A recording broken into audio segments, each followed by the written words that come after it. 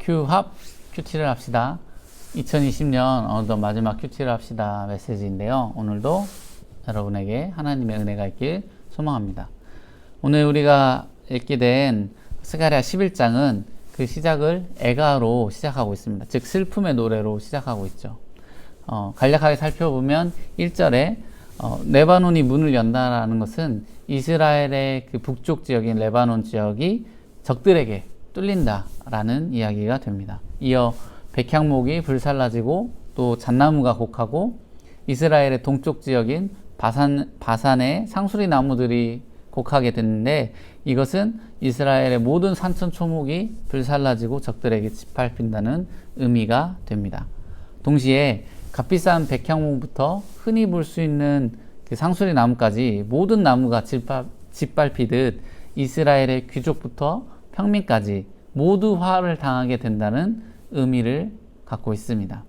스가랴는 장차 이스라엘이 당할 이런 총체적 심판에 슬퍼하며 1절부터 3절까지 애가를 부르고 있는 것입니다.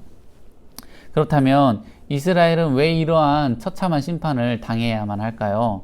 이유는 바로 그들의 죄악 때문입니다. 스가랴는 장차 심판받을 때에 이스라엘의 상황이 어떠한지를 예언하고 있습니다. 5절을 보면요, 사들인 자들은 그들을 잡아도 죄가 없다 하고 판자들은 말하기를 내가 부요하게 되었은즉 여호와께 찬송하리라 하고 그들의 목자들은 그들을 불쌍히 여기지 아니한도다. 여기서 사들인 자들은 이스라엘 백성들을 괴롭히는 이방인들을 뜻하는데, 그들은 이방인들을 괴롭히는 데 있어서 전혀 죄책감을 느끼지 못하는, 그만큼 죄에 굉장히 무지한 상태였습니다. 또한 판자들이 나오는데, 이 판자들이란 이방인들에게 괴롭힘 당하는 그런 상황을 이용하고 또 이용해서 동족을 팔고 온갖 불의한 방법을 통해 자기 탐욕을 채운 유대 지도자들을 말합니다. 이들은 불의한 방법으로 잘 먹고 잘 살게 됐음에도 오히려 그것을 하나님께 영광이라 말하는 굉장히 위선적이고 추악한 모습으로 살았습니다. 세 번째로, 백성을 바르게 인도해야 할 목자들, 즉 종교 지도자들은 백성들의 어려움에 무관심하고 죄악이 가득한 그 시대를 방관하며 살았습니다. 이렇게 미래의 이스라엘의 사회는 하나님의 뜻을 외면하고 죄에 깊이 물들어 있었기 때문에 심판을 받게 됩니다. 그러나 이러한 심판 가운데서도 하나님은 그들에게 메시아, 즉 예수 그리스도를 보내어 그들이 심판을 피할 수 있게 기회를 주십니다. 7절, 내가 잡혀 죽을 양떼를 먹이니 참으로 가련한 양들이라. 내가 막대기 둘을 취하여 하나는 은총이라 하나는 연합이라 하고 양떼를 먹일세. 이 말씀을 보면 하나님이 보내신 예수 그리스도께서 양들을 살리시는 방식이 은총과 연합임을 알 수 있습니다. 이를 바꿔 말하면 심판에 처한 인간은 예수 그리스도가 행하시는 은총과 연합에 순종할 때 비로소 살 수 있다라는 이야기가 됩니다. 죄된 인간이 죄를 씻고 구원받을 수 있는 건 전적으로 하나님의 은총, 즉 은혜가 있어야 합니다. 구원의 열쇠는 우리의 능력에 있는 것이 아니라 오직 하나님께 있는 것입니다. 또한 하나님의 은혜를 얻기 위해서 우리는 하나님과 연합해야만 합니다. 따라서 하나님의 은혜를 얻게 하고 하나님과의 관계를 회복하게 하는 예수 그리스도, 그분이 우리에게 필요합니다.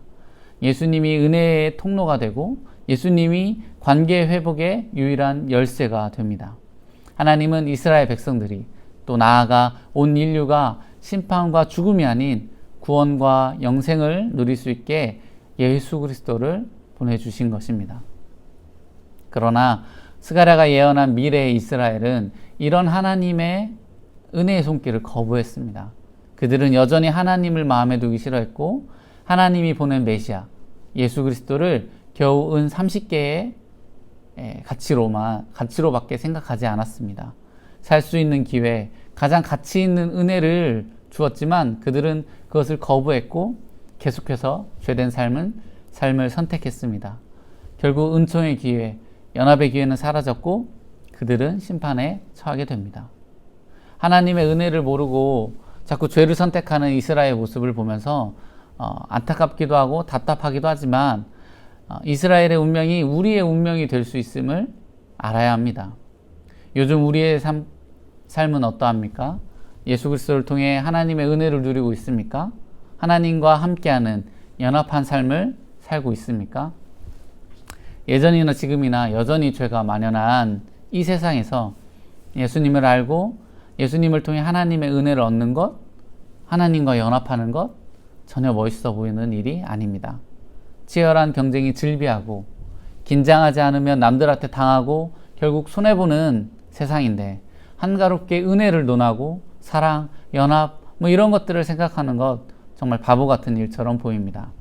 예수님이 행하시고 가르치시는 방법은 세상 논리에 전혀 맞아 보이지 않습니다. 그러나 우리가 분명히 알아야 할 것은 하나님의 은혜가 없이는, 하나님과의 연합 없이는 결국 멸망이라는 것입니다.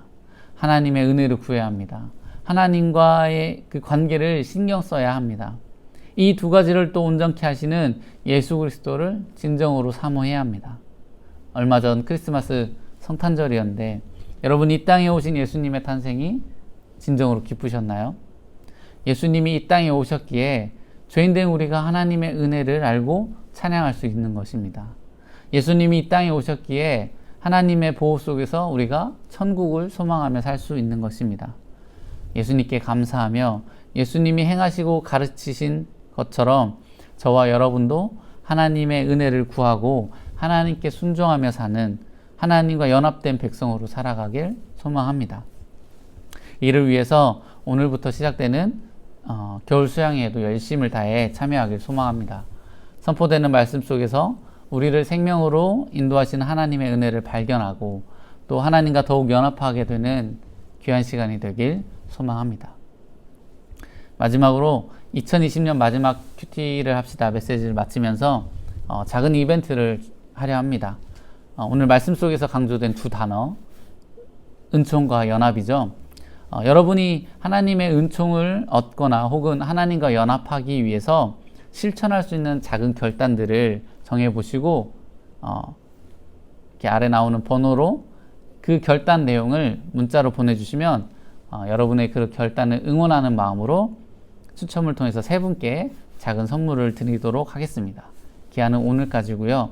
네, 꼭 이 이벤트가 아니어도 앞서 말했던 것처럼 하나님의 그 은총, 하나님과의 연합, 또 이를 가능케 하시는 예수 그리스도를 끝까지 사랑하고 그 앞에 순종하며 사는 우리 이맨들이 되길 간절히 소망합니다.